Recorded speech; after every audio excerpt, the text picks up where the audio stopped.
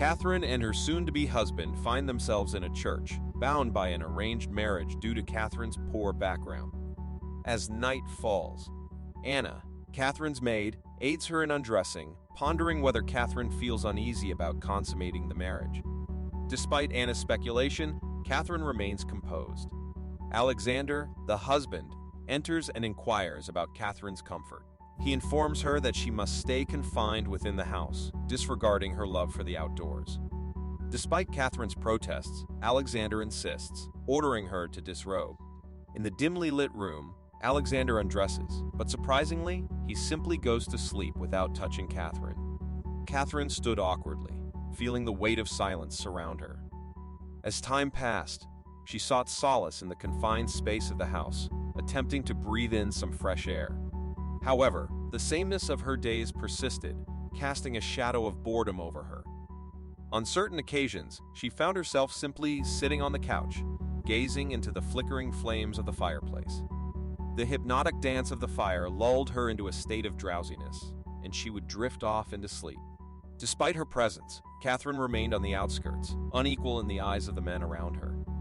During dinner, she was consistently ignored, a subtle but constant reminder of her perceived lower status.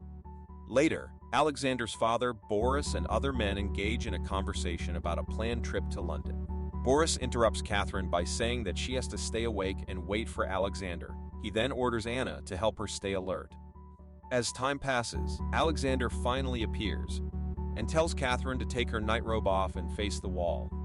Alexander, seated in a chair, indulges in self-gratification without any intention of touching Catherine or bear a child with her. The following day, during breakfast, Alexander departs for an undisclosed location.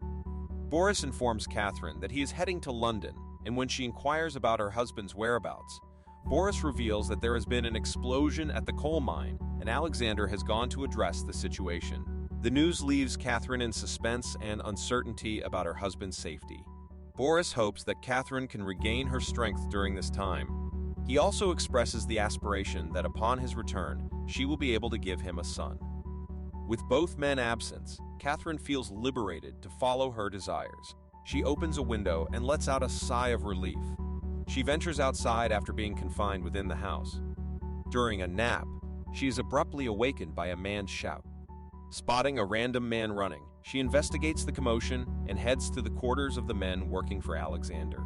Displeased with the men fooling around while being paid, Catherine is shocked to discover Anna hanging from the ceiling. Sebastian dismissively claims they're just weighing her, referring to her as a pig. Catherine demands they release Anna and instructs all the men to face the wall. Anna rushes out as fast as she can while Catherine, fixated on Sebastian, asks him to guess her weight. Sebastian approaches her, attempting to put her on the sling, but Catherine, upset, manages to escape his grasp. Before leaving, she warns them that she will closely monitor their activities, asserting that they are squandering her husband's money by fooling around. While Catherine is heading upstairs, she asks Anna if the guy is new. Anna informs her that Sebastian is the new groomsman. During the night, Catherine grapples with difficulty sleeping in prolonged loneliness. Her husband's indifference leaves her without a companion to talk to. The next morning, Anna discovers Catherine already awake and getting ready to go to the fields. Anna reminds her that Alexander hasn't permitted her to go outside, but Catherine dismisses it and proceeds toward the farm fields. Sebastian is seen walking a dog, questioning if Anna is lost. Later, in her room, Catherine hears a knock on the door. Approaching cautiously, she finds Sebastian outside. He confesses to Catherine that he's lonely. Initially pushing him away, Catherine eventually gives in, and they share an intimate encounter. The next morning, when Anna comes to wake Catherine, she discovers that Catherine had spent the previous night with Sebastian. With nobody around to fear, Catherine and Sebastian spend most of their time in bed together.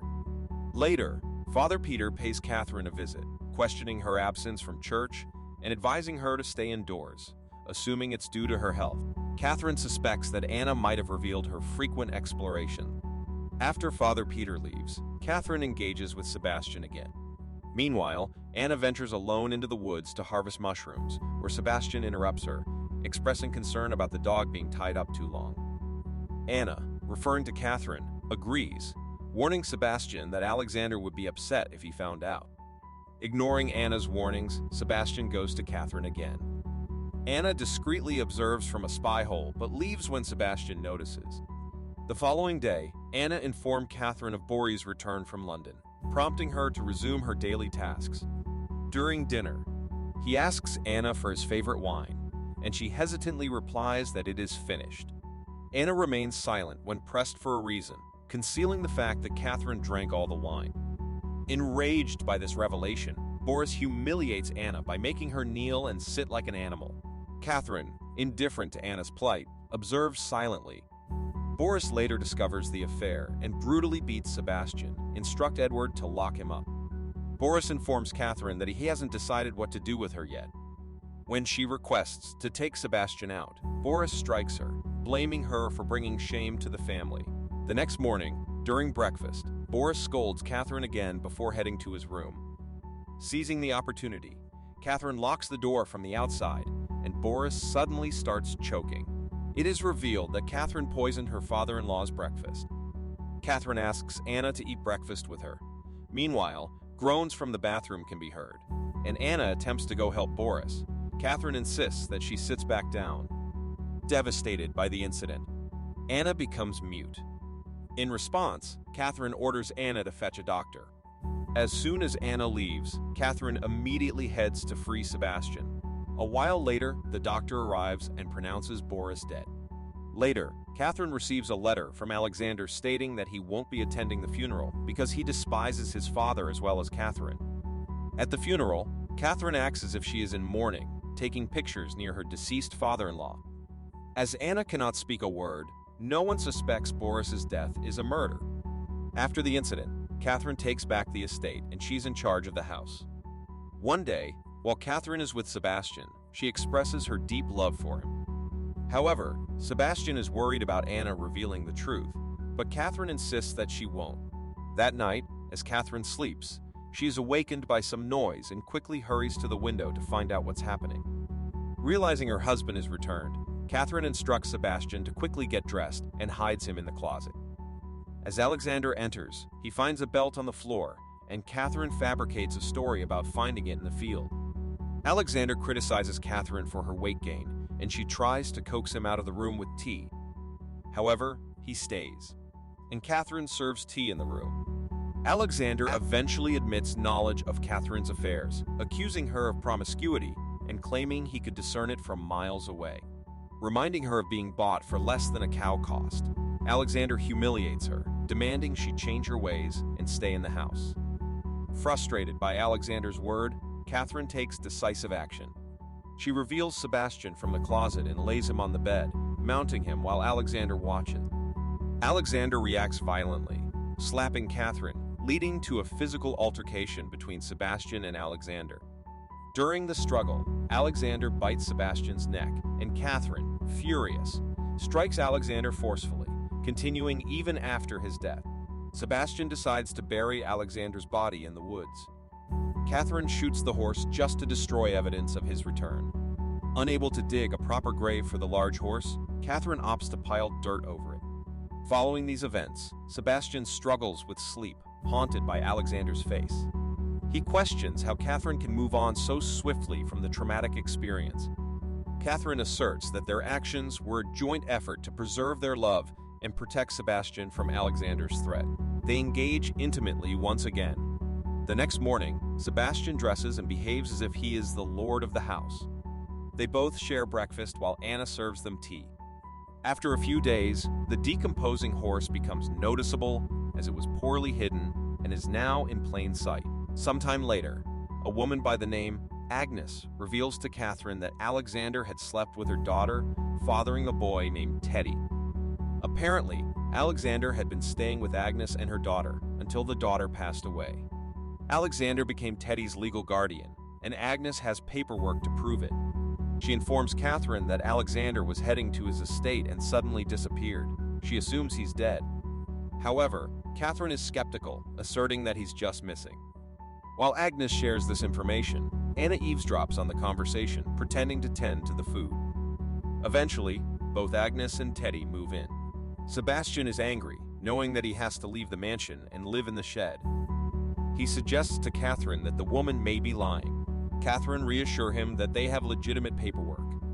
During the evening meal, Agnes informs Catherine that Teddy will occupy Catherine's room. Catherine eventually agrees, but asserts that she will take over Agnes's room. On a different day, Teddy politely inquires if he can join Catherine in exploring the fields. She agrees, and Teddy expresses admiration for Catherine's beauty. Sebastian, now with the other men in the unclean barracks. Spotting Anna in the woods one day, he requests to accompany her. Anna, initially apprehensive, eventually consents. Anna observes Catherine examining her expectant belly. Eager to share the news with Sebastian, she approaches him. However, Sebastian rebuffs her, expressing concern about potential consequences. He indicates that, as long as Teddy is present, he prefers to remain in the barracks. Teddy interrupts Catherine as she attempts to call Sebastian. Catherine decides to repel the lad in reaction.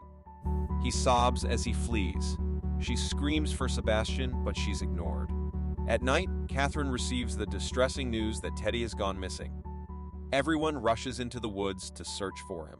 After a thorough search, Sebastian eventually locates the little boy sitting alone by the river. Contemplating the idea of harming the child, Sebastian cannot bring himself to do it. Back at home, both Catherine and Agnes are anxious as Teddy remains missing. Suddenly, Sebastian arrives carrying the unconscious boy in his arms. The child is visibly affected by the cold, prompting Sebastian to instruct others to fetch a blanket and wrap the boy in it. However, when Agnes witnesses Sebastian giving orders, she humiliates him, reminding him of his status as a servant and asserting that he is not permitted to issue commands. Despite Sebastian's act of kindness in helping the child, he faces condemnation from Agnes. Angered by the scolding, Sebastian leaves the house, packs his belongings, and decides to depart. However, Catherine intervenes, persuading him to stay by promising that she will do whatever it takes for them to be together. Upon returning to the house, Catherine proposes to care for the boy, urging Agnes to rest. However, Catherine's true intentions become evident from the expression on her face. She opens a window, letting Sebastian in while Agnes is asleep. Taking advantage of the situation, Catherine and Sebastian suffocate the boy with a pillow. Following the boy's demise, Sebastian flees to the woods. The next morning, as Anna goes about her household tasks, she discovers the lifeless body of the boy beside Catherine. She promptly alerts Agnes, who remains unaware of Catherine's involvement. Catherine, however, displays no remorse for her actions. Sebastian is depicted crying in the woods, burdened with guilt for taking the life of a child. After tearfully confessing his crimes to God, Sebastian runs back towards the house. Agnes grieves for her grandson's tragic death, while Catherine fabricates a false narrative, claiming she simply discovered the boy lifeless upon waking. However, the doctor's suspicions are aroused due to the evident bruises on the child's body. As conversations unfold, Sebastian emerges, opening the door to confess every crime he and Catherine committed. Sebastian reveals that Catherine poisoned her father-in-law, orchestrated her husband's demise, and even took the life of the little boy to be with him. Catherine vehemently denies these accusations, and claiming the boy is like a son to her, she then shifts blame onto Anna and Sebastian, accusing them of the murders. She convinces the others by asserting that her father-in-law was eliminated because he discovered the relationship between Anna and Sebastian and had threatened them with separation. Despite Catherine bringing up Anna to refute the theory, Anna remains silent due to her inability to speak.